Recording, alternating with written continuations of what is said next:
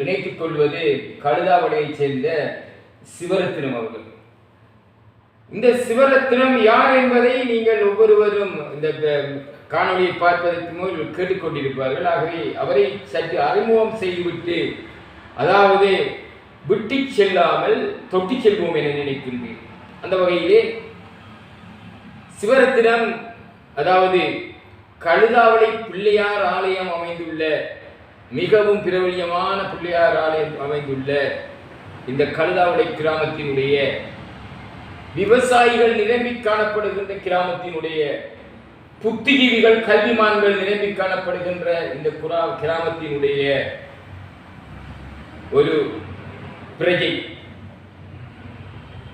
சிவரத்தினை பற்றி கூறுவதானால் இவருடைய கடந்த கால வரலாறுகளை நாங்கள் சற்று தொட்டி செல்லலாம் என்று நினைக்கின்றேன். காரணம் என்றால், விட்டு சென்றால் இவர் யார் என்பது தெரியாமல் தான் இன்று பலரும் தமிழ் தேசியம் பேசிக் கொண்டிருக்கிறார்கள். தமிழ் தேசியத்தை வைத்து தாங்கள் வாழ்க்கையை நடத்தியது மாத்திரமல்ல, இன்று பல கட்சிகளையும் அளித்துள்ளார்கள். அந்த வகையிலே காரணம் என்னவென்றால், யார் யார் இருக்கிறார்கள், அவர்களிடம் என்ன இருக்கின்றது, இவர்களை நாங்கள் உள்வாங்கினால் என்ன என்கின்ற விடயத்தில் யாருமே கவனம் செலுத்தவில்லை. அதனால் அதை பற்றி கூட அலட்டாமல் நான் அவரை பற்றி சற்று கூறலாம் என்று நினைக்கிறேன். அதாவது இவருடைய, அதாவது ஓலெவல் பிரயோகம், அதாவது ஓலெவல் பரீட்சை எழுதியது, ஏலெவல் பரீட்சை எழுதியது எல்லாம் என்றால், அதற்கு முன்பு முள் நிறைந்த காட்டினிலே இவர் பயணம் செய்தார் என்றுதான் அர்த்தம். முள் நிறைந்த காடு என்று சொல்லுகின்ற போது 1982ஆம் ஆண்டு தமிழ் தேசியத்துக்காக, தமிழ் உணர்விற்காக இளைஞனாக இருந்த காலத்தில் பிளட் இயக்கத்தில் இணைந்து 1982ஆம் ஆண்டு இந்தியா சென்று பயிற்சி பெற்று 7 ஆண்டுகள் இந்தியாவில் இருந்து, பின்பு இந்தியாவில் இருந்து இலங்கைக்கு வரும்போதே அதில் இருந்து நழுவி, அதன் பின்பு வந்து ஓலெவல் கல்வி கற்று, அதன் பின்பு ஏலெவல் கல்வி கற்று, அதன் பின்பு பல்கலைக்கழகம் சென்று பட்டதாரியாகி, முதுமானி பட்டதாரியாகி, கலாநிதியாகித்தான் இன்று சிவரத்தினம், டாக்டர் சிவரத்தினம் என்கின்ற பெயருடன் நிற்கின்றார். சிவரத்தினத்தின் கடந்த கால வரலாறுகளை எடுத்து பார்த்தால், அந்த 82லிருந்து 87 வரை 5 வருட வரலாறுகளிலே ஆயுதமேந்தி போராடிய, அதுவும் இந்தியாவிலே பயிற்சி பெற்ற ஒருவர் இன்று எல்லாவற்றையும் விட்டுவிட்டு அதன் பிற்காலங்களிலே அவர் ஒரு போராளியாக இருந்த ஒருவர். அதுவும் இந்த காலத்து போராளி அல்ல, அவர் அந்த காலத்து போராளியாக இருந்தவர். ஆகவே அதை பற்றி கூறுவதனால் அதிக விடயங்கள் என்னால் கூற முடியும்.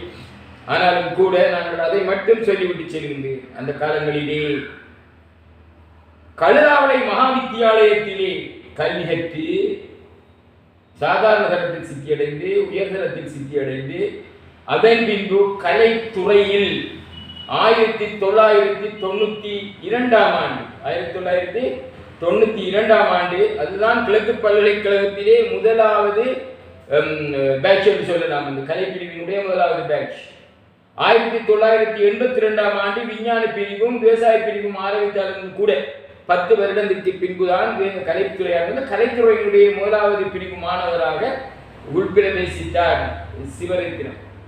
அதன் பின்பு அவர் அதிலே பட்டம் பெற்று, அதிலே அதாவது ஸ்பெஷல் செய்து, முதுமானி பெற்ற பட்டம் எம்பில் செய்து, அதன் பின்பு இந்தியா காமராஜ், மதுரை பல்கலைக்கழகமா காமராஜ் பல்கலைக்கழகத்துக்கு இந்தியாவுக்கு சென்று கலாநிதி பட்டம் பெற்று இன்று ஒரு கிழக்கு பல்கலைக்கழகத்தின் கல்லடி விபுலானந்தா கற்கைகள் நிறுவனத்தினுடைய சிரேஷ்ட விரிவுரையாளராக இருக்கின்றார். அந்த வகையிலே சிவரத்தினம் அவர்களே வணக்கம். இன்று நான் உங்களிடம் இங்கு கேட்க போற விடயம் என்னவென்றால், நீங்கள் முன்னாள் போராளியாக இருந்து, விடுதலை போராளியாக இருந்து, ஆயுதம் தூக்கி போராளியாக இருந்து, அதிலிருந்து விட்டு விலகித்தான் உங்களுடைய கல்வித்துறையில் ஈடுபட்டு இன்று பல்கலைக்கழகத்திலே இருக்கிறீர்கள். நீங்கள் அன்று சென்று அதன் பின்பு அதை விட்டு மீண்டும் நீங்கள் உங்களது கல்வி பிரவேசத்திற்கு பிரவேசித்தீர்கள் தானே, அது ஏன்? உண்மையில் தமிழர்களுக்கான ஒரு விடுதலை வேண்டித்தான் நாங்கள் புறப்பட்டோம். ஆனால் கிட்டத்தட்ட 85ஆம் ஆண்டுகளில் எங்களுடைய இயக்கங்களுக்குள் ஏற்பட்ட முரண்பாடுகள் ஒரு விடயத்தை தெளிவாக சுட்டி காட்டியது. நாங்கள் போகின்ற பாதை தவறான பாதை. இந்த பாதையில் போய் நாங்கள் தமிழர்களுக்கான விடுதலையை பெற இயலாது. இது எங்களை அழித்துக் கொள்கின்ற இதெல்லாம் முடியும் என்ற அடிப்படையில் எடுத்த ஒரு உறுதியான முடிவை நாங்கள் எடுத்துட்டு 87-6ஆம் ஆண்டு இறுதி பகுதியிலே நான் தமிழகத்தில் வைத்து இயக்கத்தை விட்டு வெளியேறிவிட்டேன்.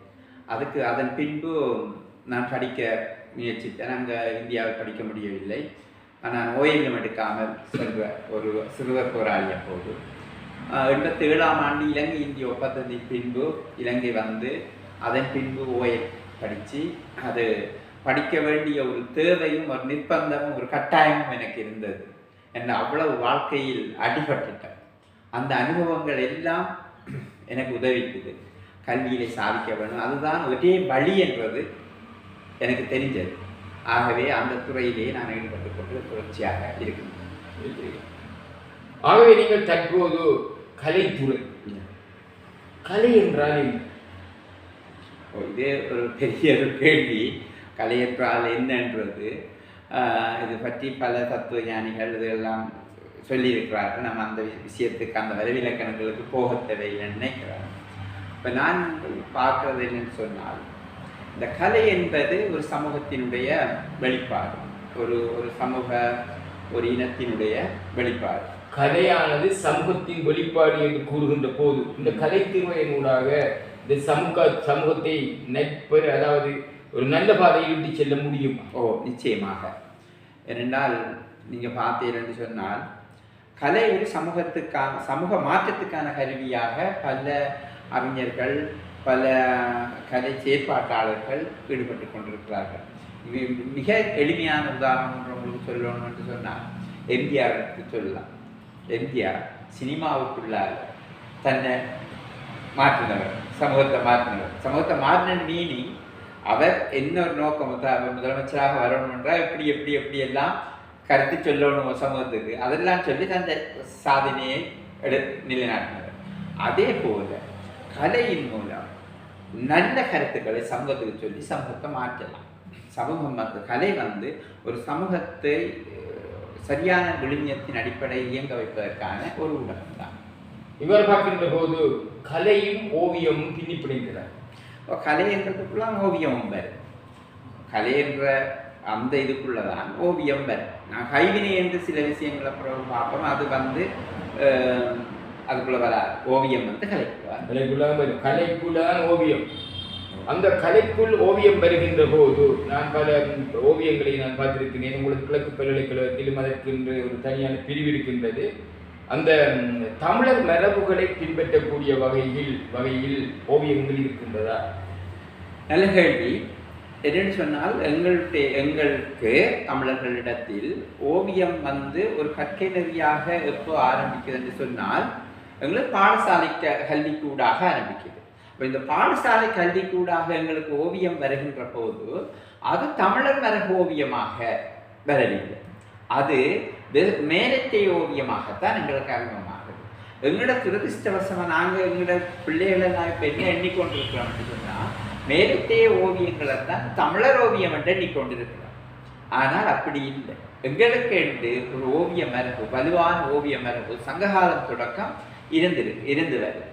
ஆனால் அந்த மரபை நாங்கள் இடையில விட்டுட்டு நாங்கள் எதை கல்வியின் ஊடாக படித்தோமோ அந்த மரபைத்தான் நாங்கள் எங்களுடைய ஓவிய மரபாக இப்போ கொண்டிருக்கிறோம். இது ஒரு வகையில் என்னன்னு சொன்னால், எங்களுடைய அடையாளங்களை நாங்கள் இழந்து மறந்து போயிட்டோம். இப்போ இதை பார்க்குறவங்க கூட என்னடா அது எங்களுடைய அடையாளங்கள் என்ன, அது மறந்து போயிட்டோம் என்று கூட யோசிக்கலாம். இப்போ நீங்கள் பார்க்கலாம், இப்போ ஈழத்தமிழர்களுடைய கூத்து அல்லது நாடகம் என்ற என்னத்தை சொல்லுவீங்கன்னா டக்கண்டு கூத்தை சொல்லுவீங்க. கூத்தில் வடமொழி தென்மொழி என்று நாங்கள் சொல்லிடுவோம். அது எங்களுடைய நிகழ்த்துகளையும் ஒரு அடையாளமாக நாங்கள் இருக்கிறோம். அதே மாதிரி தமிழர்களுடைய அடையாளம் என்றது மொழியை சொல்லுவீங்க. தமிழ் மொழி எங்களுடைய அடையாளம். தமிழ் மொழியினுடைய கலையினுடைய அடையாளம் கேட்டால் கூத்தை சொல்லுவீங்க. ஆனால் தமிழ் மொழியினுடைய ஓவிய அடையாளம் என்று கேட்டால் நீங்கள் எதை தூக்கி காட்ட முடியும்?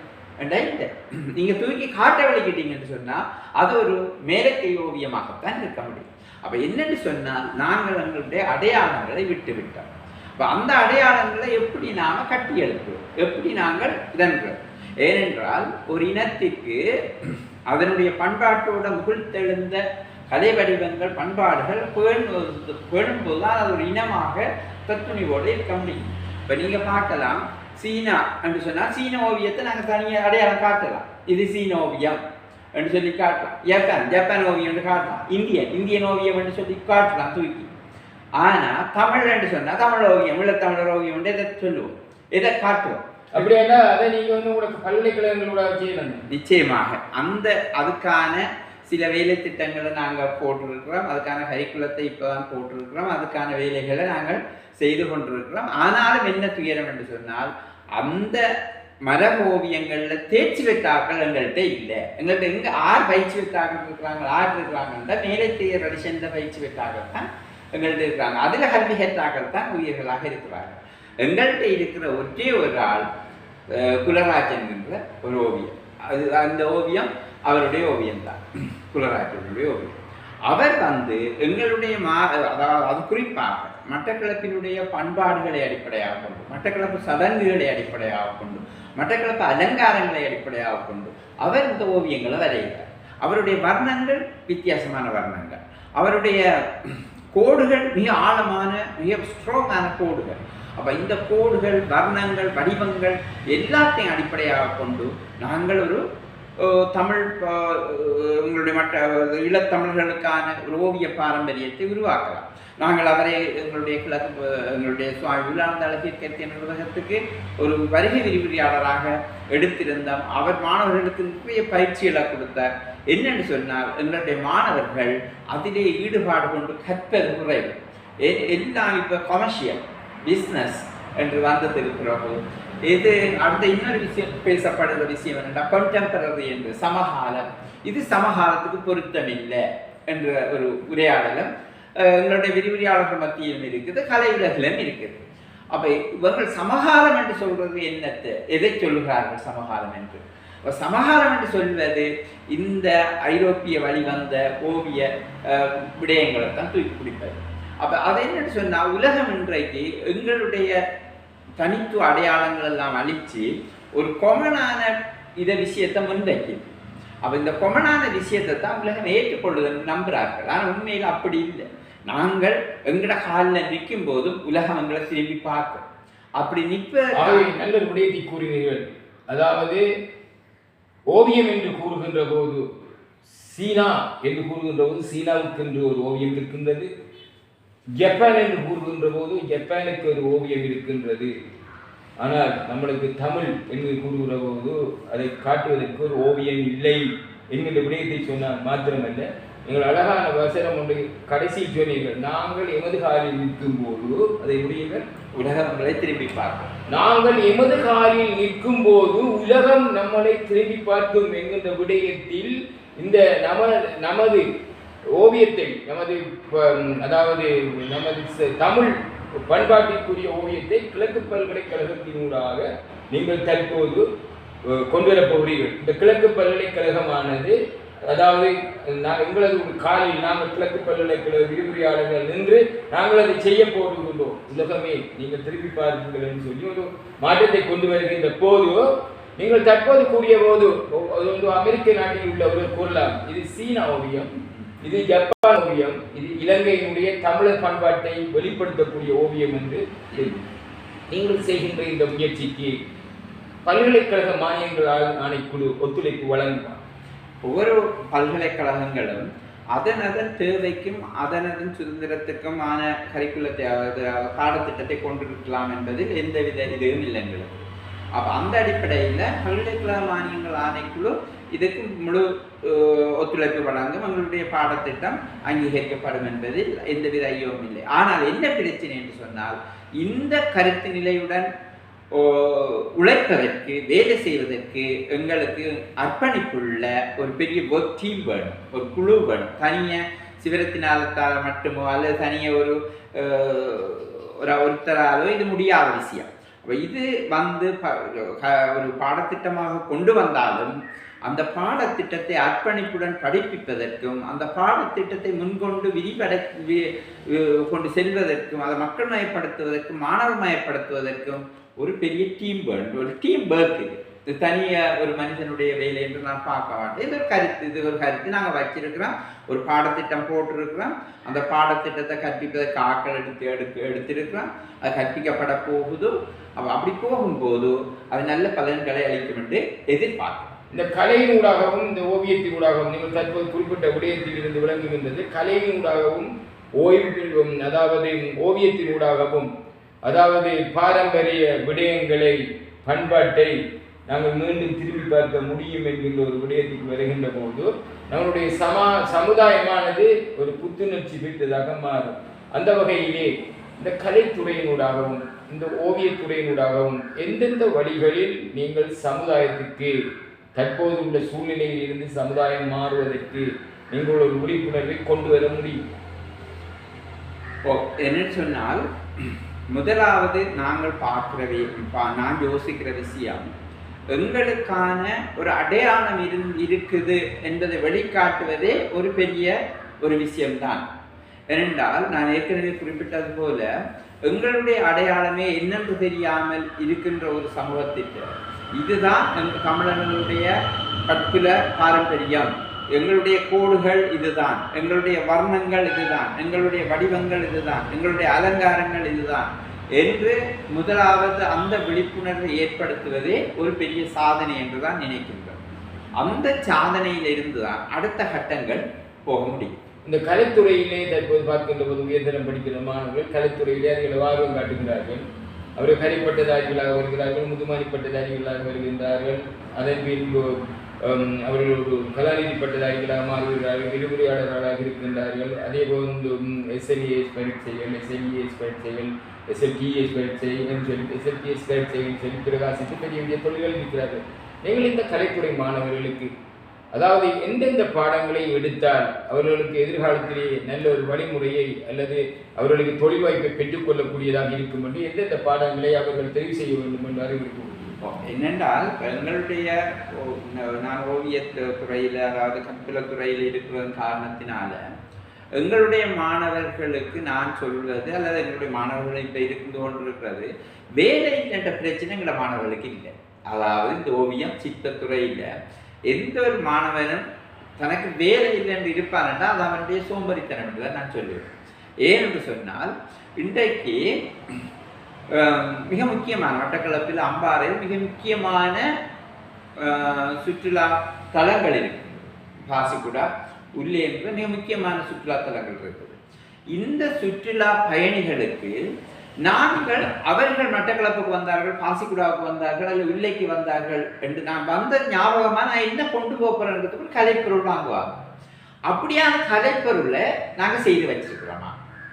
நாங்கள் ஒரு உல்லாச பயணி வாரார், அமெரிக்காவிலிருந்து வாரார், பிரிட்டிஷிலிருந்து வாரார், சுவிஸிலிருந்து வாரார் அல்லது இந்தியாவிலிருந்து வாரார், அவருக்கு நான் இதை இங்கே வாங்கினேன் இந்த கலைப்பொருள் என்றதுக்கு என்னத்தை வச்சிருக்கோம்.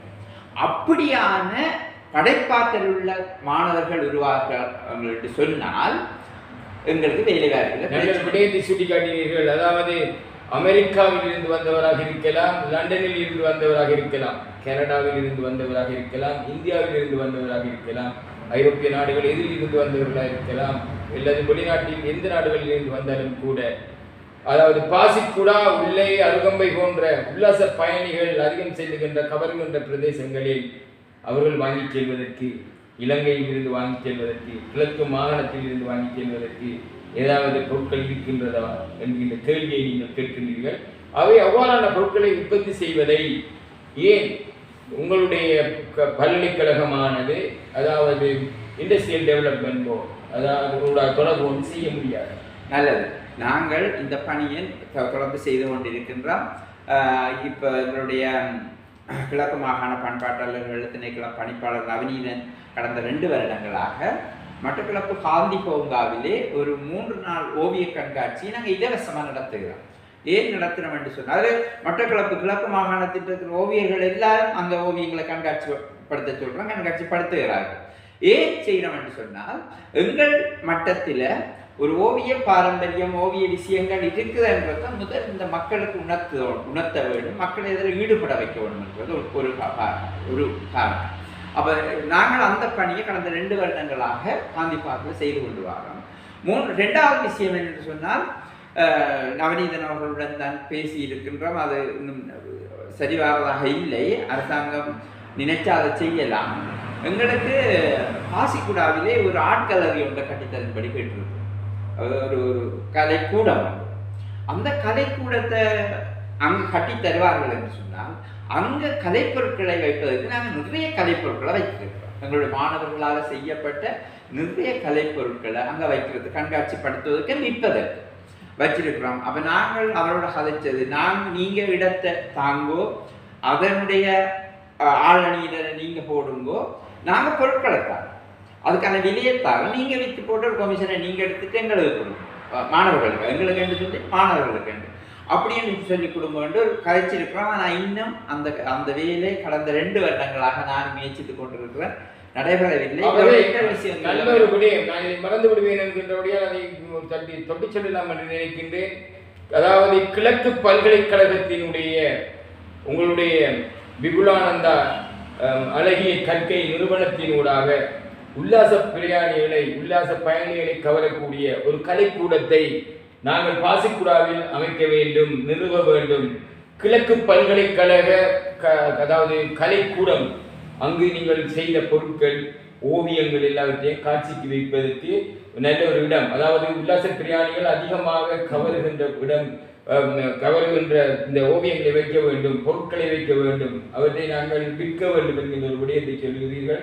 2 வருடமாக நாங்கள் இதை முன்வைக்கின்றோம், இன்னும் செய்யவில்லை. ஆனால் உங்களுடைய நல்ல எண்ணக்கரு இருந்தது, இது நிறைவேறவில்லை. கிழக்கு பல்கலைக்கழகத்தின் எண்ணக்கரு இருந்தது, நிறைவேறவில்லை. ஆக இந்த வேளையிலே நான் இதை ஒரு சிறிய விடயம், இதை நான் விட்டு செல்லாமல் தொட்டி செல்கின்றேன். மட்டக்களப்பு மாவட்ட அபிவிருத்தி குழுவின் ஒருங்கிணைப்பு குழுவின் தலைவர், பாராளுமன்ற உறுப்பினர், பிரதி அமைச்சர் அருண் கேமச்சந்திர அவர்களே, உங்களால் நிச்சயமாக முடியும். மாவட்ட அபிவிருத்தி ஒருங்கிணைப்பு குழு கூட்டம் நடைபெறுகின்ற போது எதிர்வரும் மாவட்ட ஒருங்கிணைப்பு குழு கூட்டத்திலே இந்த விடயத்தை முன்வைத்து பாசிக்குடாவில் ஒரு இடத்தையும் ஒதுக்கி அதற்கு ஒரு கலைக்கூடத்தை அமைப்பதற்கு உல்லாசத்துறையினூடாக நீங்கள் முயற்சி செய்தீர்கள். நீங்கள் அதை செய்ய வேண்டும். அதற்கு மட்டக்களப்பு மாவட்ட பாராளுமன்ற உறுப்பினர்களான அதாவது ஸ்ரீநேசன், ஸ்ரீநாத், பிரபு, அதுடன் எம்எல்ஏ பிஸ்புல்லா போன்ற அனைவரும் ஒத்துழைத்து இந்த தீர்மானத்தை எதிர்வருகின்ற மாவட்ட அபிவிருத்தி சபை கூட்டத்திலே நீங்கள் பாசிக்குடாவிலே ஒரு கலைக்கூடத்தை அமைக்க வேண்டும் என்கிற விடயத்தை நீங்கள் செய்து முடிப்பீர்கள் என்ற நம்பிக்கை இருக்கிறது. ஆகவே மாவட்ட அபிவிருத்தி ஒருங்கிணைப்பு குழுவினுடைய தலைவர் செயல் வீரன் அருண் ஹேமச்சந்திரன், இதை உங்களுடைய கவனத்திற்காக என்று கூறி நான் தொடரலாம் என்று நினைக்கின்றேன். அதாவது இந்த கலைத்துறையில் அதாவது மாணவர்கள் ஆர்வம் காட்டுவது தற்போது குறைவடைந்து வருகின்றது. அந்த கூட்டி ஏற்றுக்கொள்ளுகிறீர்களா? இல்லை, குறைவடைந்து வரல, கூடிக்கொண்டுதான் வருகின்றது.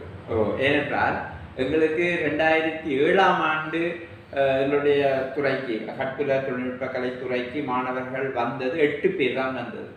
அதன் பின்பு வந்தது 30 பேர், அதன் பின்பு 60 பேர், இப்போ 100 பேர் வரார்கள் ஒரு துறைக்கு. அப்படி எங்களோட கற்பில துறைக்கு மாத்திரமல்ல, நாடகத்துறைக்கு அப்படி 100 பேர் வருகிறார்கள், நடனத்துறைக்கு வருகிறார்கள், இசைத்துறைக்கு வருகிறார்கள். அதாவது ஒரு பேக்கில் 100 பேர் வராங்க. அவ்வளவு தொழில் இதுவரையில் வந்து அவ்வளவு தொழில், அதாவது நான் நினைக்கிறேன் முதல் வந்து நிறுவனம் இருந்தது. என்ன முதல் வந்து கல்லூரி இசை நடன கல்லூரி இருந்தது. அதுக்கு பிறகுதான் இப்போ வந்து பல்கலைக்கழகத்துடன் இணைக்கப்பட்டு வந்தது. அது இப்போ எத்தனை பேட்ச் இப்போ முடிவடைஞ்சிருக்கு உங்களுக்கு? 2007ஆம் ஆண்டிலிருந்து கணக்கு பார்க்கலாம். 2007ஆம் ஆண்டு எல்லாம் தொழில் வாய்ப்பு பெற்றுட்டாங்க. கடைசியா இருக்கிற 2 பேட்ச் மாணவர்கள் தொழில் வாய்ப்பு இல்லை. ஆனால் நான் ஏற்கனவே சொன்ன மாதிரி எங்களுடைய மாணவர்கள் சுய தொழிலில் இருப்பார்கள். சுயதொழில் என்று சொல்லி ஆக குறைஞ்சது வீட்டுக்கு பெயிண்ட் அடிக்கிற வேலையாக செய்வார்கள். ஓய்வாக என்னுடைய மாணவர்கள் எங்கேயும் வேலை இல்லாமல் இருக்கன்னு சேர்ந்து சொல்லலை. இப்போ கூட மட்டக்களப்பில் ஒரு 4-5 எங்களுடைய மாணவர்கள் சேர்ந்து ஒரு ஆர்ட் ஷாப் ஒன்று போட்டிருக்கிறார்கள், கடை ஒன்று. அந்த கடைக்கு நீங்கள் போனீங்கன்னு சொன்னால் உங்களை படங்குறோணுமா நீங்கள் பார்த்துக்கிறதுக்கு அவங்க அதில் கறி தருவாங்க. அவங்க சின்ன பேமெண்ட் ஒன்று எடுப்பாங்க. அதில் நீங்கள் வேறு எதுவும் ஆர்டர் கொடுக்கணுமா செய்து தருவாங்க. அது மாதிரி நான் ஏற்கனவே சொன்ன மாதிரி குலராஜ் அவர்கள் மட்டக்களப்பிலே பேட்ரிக் விஷயத்தை கையாள செய்து பேட்ரிக் துணிகள் அது நிறைய அவருக்கு ஆர்டர் வருது. அவர் சொல்றாருன்னா தனக்கு வார ஆர்டர்களை எடுத்துக்கொண்டு செய்யறதுக்கு ஆட்கள் இல்லைன்னு சொல்றாரு. எங்களுடைய மாணவர்களை போய் செய்யுங்கன்னு சொன்னா நான் ஏற்கனவே சொன்ன மாதிரி இங்கே படிச்சு கொண்டு செய்யறாங்க, பாஸ் அவுட் பண்ணால் அவங்கள ஊருக்கு ஓடிடலாங்க. மட்டக்களப்பு பாடசாலைகளில் இருந்து பல்கலைக்கழகத்துக்கு அதாவது கலைத்துறைக்கு எங்களுடைய விழாந்தளவிற்கு கட்டிடத்துறைக்கு வர மாணவர்கள் மிக மிக குறைவு. இப்போதான் ஒரு 4-5 பேர் வந்திருக்கிறார்கள். ஏன்னு சொன்னால் மட்டக்களப்பில் இருக்கிற பாடசாலைகளில் இருக்கிற மட்டக்களப்பில் இருக்கிற மக்கள் நினைக்கிறார்கள் தங்கள பிள்ளைகள் டாக்டர் என்ஜினியராக தான் பெறணும். ஆகவே சயின்ஸ் மேத்ஸ் ஐடிக்கு தான். ஆகவே நான் தற்போதுதான் எனக்கு ஞாபகமே வருகின்றது, ஒரு சிறு தவறையும் விட்டிருக்கிறேன் அவ்விடத்தில். என்னவென்று கூறினால், அதாவது கிழக்கு பல்கலைக்கழகத்தின் ஊடாக ஒரு கலைக்கூடம் ஒன்றை அதாவது பாசிக்குடாவில் நிறுவித்தர வேண்டும் என்று நீங்கள் கேட்ட இடத்தில் நான் அதை மாவட்ட அபிவிருத்தி குழுவின் ஒருங்கிணைப்பு குழுவினுடைய தலைவர் அருண் ஹேமச்சந்திர அவர்களுடைய கவனத்துக்கு விட்டாலும் நான் பாராளுமன்ற உறுப்பினர்களின் பெயரை கூறும்போது நான் ஒருவரை விட்டிருக்கிறேன், சாணக்கியனை விட்டிருக்கிறேன். அதை புறவு செய்வார்கள், இவர் திட்டம் போட்டே உண்மையாகவே நான் மறந்து விட்டேன். அந்த வகையிலே இதை நான் அதாவது கல்லாமலை கிராமத்திலே இருந்து சிவரத்தினம் அவர்கள் இந்த கருத்தை வெளியிடுகின்ற பகுதியினால் இந்த இதை நீங்களே அதாவது சாணக்கியன் ராஜபுத்திரன் ராசமாணிக்கம் ராஜபுத்திரன் சாணக்கியன் அவர்கள் நீங்களே இந்த விடயத்தை எடுத்து நிறைவேற்றுவீர்கள் என்கின்ற நம்பிக்கை எனக்கு இருக்கிறது. நான் திட்டம் போட்டு திட்டத்தை செய்யவில்லை, நான் உங்களுடைய பேரை மறந்துவிட்டேன். அந்த வகையிலே மாவட்ட அபிவிருத்தி ஒருங்கிணைப்பு குழுவின் தலைவர் அருண் ஹேமச்சந்திர அவர்கள் இதை விடயத்தை செய்து முடிக்க வேண்டும். அதற்கு பாராளுமன்ற உறுப்பினர்களான சாணக்கியன் அவர்கள், அதே போன்று பிரபு அவர்கள், அதே போன்று ஸ்ரீநாத் அவர்கள், அதே போன்று ஸ்ரீநேசன் அவர்கள், அதே போன்று எம்எல்ஏ மிஸ்புல்லா போன்ற அனைவரும் ஒன்றிணைந்து அதாவது எதிர்வருகின்ற மாவட்ட அபிவிருத்தி ஒருங்கிணைப்பு குழு கூட்டத்தில் இது ஒரு சிறிய ஒரு விடயம், கிழக்கு பல்கலைக்கழகத்தினுடைய ஒரு சிரேஷ்ட விரிவுரையாளர் சிவரத்தினம் கோரிக்கை விடுகின்ற விடயம், இதை நீங்கள் செய்வீர்கள் என்கின்ற நம்பிக்கையோடு தொடர்வோம். தற்போது அந்த நிபுணத்துவம் ஸ்பெஷல் என்கின்றதை நீ எதில் பெற்றிருக்கிறீர்கள்? நான் கலை வரலாற்று கலை வரலாறு என்றான். கலை வரலாறு என்பது ஒரு சமூகத்தில் ஒரு நாட்டில் எவ்வாறு கலை தோன்றி வளர்ந்து அந்த சமூகத்தினுடைய ஒரு ஒரு வெளிப்பாடாக எப்படி வந்து கொண்டிருப்பது என்பதை கற்பிப்பது. அதில் என்னென்ன விடயங்கள் உள்ளாகின்றன? அதில் நாம் நாடு ரீதியாக பார்த்தோம்னா இலங்கை கலை வரலாறு என்று சொல்லி இலங்கையினுடைய ஆரம்ப காலம் தொடக்கம் இப்போ வரைக்கும் எப்படி இருக்குது கலை வரலாறு, அதில் எவ்வாறான கலைஞர்கள் ஈடுபட்டிருக்கிறார்கள், எவ்வாறான கலை வெளிப்பாடுகள் வந்திருக்குன்னு பார்ப்போம். அது மாதிரி இந்தியாவில் எப்படி இருக்குன்னு பார்ப்போம், இப்படி ஐரோப்பாவில் எப்படி இருக்குன்னு பார்ப்போம், சீனாவில் எப்படி இருக்குன்னு பார்ப்போம். இப்படி இது எல்லாத்தையும் நாங்கள் பார்த்து கொண்டிருக்கோம். கலை வரலாறுகள் என்று பார்க்கின்ற போது அதில் கிராமங்களினுடைய வரலாறு வழங்குவோம். கிராமங்களுடைய தனியை நாங்கள் கிராமங்கள் தனியாக பார்க்க மாட்டோம். ஆனால் ஒரு ஒரு ஒரு கிராமம் இருக்குது, அந்த கிராமத்திலே ஒரு பூர்வீகமான கலைப்படைப்புகள் இருக்குதுன்னு சொன்னால் அந்த கிராமம் ஃபோக்கஸ் பண்ணப்படும். ஆகவே நாங்கள் சில விடயங்களையும் நாங்கள் சொல்லுவோம். சீரியாவை பற்றி கேட்போம். ஏன் சீரியா பற்றி கேட்போம்னா சீரியான்ற ஓவியம் உண்டு அங்கே இருக்குது. அப்போ அந்த இதை பற்றி தமிழை பற்றி கேட்போம். ஏன்னா தமிழையில் இருக்குது, தமிழில் பெயிண்டிங் இருக்குது, புகை இருக்குது என்பதற்காக நாங்கள் அதை பற்றி கேட்போம். அதாவது நாங்கள் சில விடயங்களை அதாவது ஒன்றை பற்றி நாங்கள் தொடர்ச்சியாக செய்து கொண்டிருக்கின்றோம் என்றால் அதை பற்றி கற்கிறோம் என்றால் அதாவது நம்மளுக்கு முதல் இருந்தவர்கள் அதை செய்திருப்பார்கள், பெரியார்கள், அதே போன்று கலாநிதிகள், பேராசிரியர்கள். அந்த வகையிலே உங்களுடைய இந்த துறையிலே பெயர் போன பேராசிரியர்கள் யார்? இலங்கையிலேயா, கிழக்கு மாகாணத்திலேயா, வடக்கு மாகாணத்திலேயா, உலகத்திலேயா? எங்களுடைய இந்த ஓவியத்துறையிலே பேர் போனேன்னு சொல்லி மட்டக்களப்பில் இல்லை, இலங்கையில் வந்து சேனக பண்டார நாயக்கா. இலங்கையில் சேனக பண்டார நாயக்கா, மட்டக்களப்பில் இல்லை. சேனக பண்டார பேராசிரியர் மௌனகுரு அவர் ஒரு அரங்கியலாளராக இருந்தாலும் அவருக்கு இந்த கலை வரலாறு தொடர்பான போதிய அளவு அறிவு இருக்குது. அவர் போதிய அளவு அறிவு இருக்கிறது, ஆனால் அவர் அத்துறை சார்ந்தவர் அல்ல. சேனக பண்டார நாயக்கா இதிலே ஒரு புலமைத்துவம் மிக்க ஒரு ஆளுமையான சேனக பண்டார நாயக்கா தான் அந்த ஒரு சவுண்ட் உலகத்திலே நாங்கள் அப்போ ஒரு நாடு தான் நாட்டுக்கு ஒவ்வொரு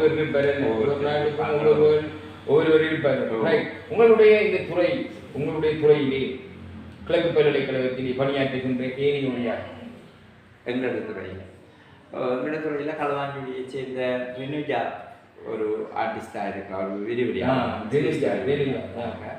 களுவாஞ்சுடியில் செட்டிபாளையத்தை சேர்ந்த கோகுல ரமணன் களுவாஞ்சுடியில் மேரி பண்ணியிருக்கிறார். அவர் சிரேஷ்ட விரிவடியாளர் இருக்கிறார். கோகுல ரமணன் சிரேஷ்ட விரிவடியாளர், சிரேஷ்ட விரிவடியாளர் ரமேஷ் பிரகாஷ் சொல்லி அவர் யாழ்ப்பாண பல்கலைக்கழகத்தில் படித்தவர். அவர் இருக்கிறார். ரமேஷ் பிரகாஷ் சிரேஷ்ட விரிவடியாளர். காரதியை சேர்ந்தவர் இருக்கிறார்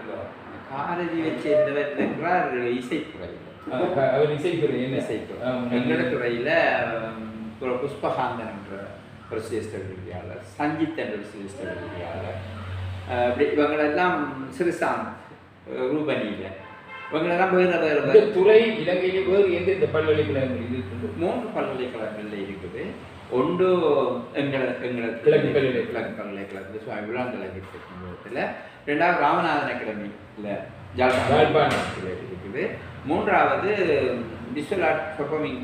விஸ்வநாத் யூனிவர்சிட்டியில் இருக்குது கொழும்புல. 3 இடங்கள்ல இந்த இது அதாவது கிழக்கில வடக்கில கொழும்புல 3 இடங்களில் இந்த துறைகள் செய்யக்கூடியதாக, அதாவது அவர்கள் மாணவர்களுக்கு கற்பிக்கக்கூடியதாக இருக்கிறது. மாணவர்கள் ஆர்வம் காட்டுகிறார்கள். இந்த துறையினூடாக உங்களுடைய இந்த கலை, இந்த ஓவியத்துறையினுடையாக இறுதியாக நீங்கள் என்ன கூற விரும்புகிறீர்கள்?